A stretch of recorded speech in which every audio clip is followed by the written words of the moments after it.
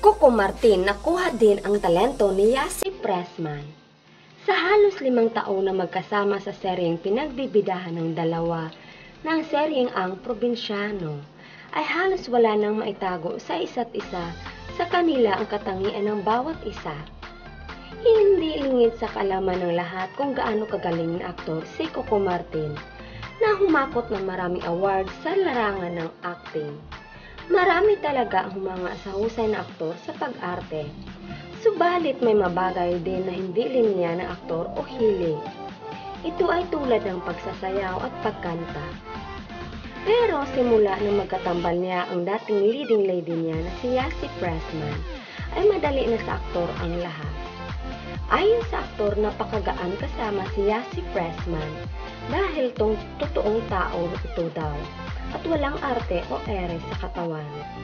Gayon pa man dahil sa hands-on actress na si Yasi Pressman sa pagturo sa aktor, kaya natuto na ang aktor na si Coco Martin na sumayaw at kumanta.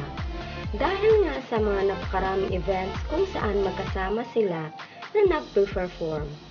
Kilala naman talaga ng sambayanan kung gaano kagaling aktres sa pagsasayaw at pagkanta, kung saan tinatawag na dance floor princess. Makikita sa galaw ng aktor na nag-e-enjoy sa pagsasayaw at walang pagsisiglan ng kanyang kasiyahan na sumasayaw kasama aktres at iba pang kasamahan sa Ang Probinsyano. Kung matatandaan, lumabas sa balita na si Coco Martin din ang nagsasanay sa aktres na si Yasi Pressman sa mga bagay na nalaman ng aktor. Kaya nasambit naman netizen na hawak kamay talaga ang dalawa kahit sa anong bagay.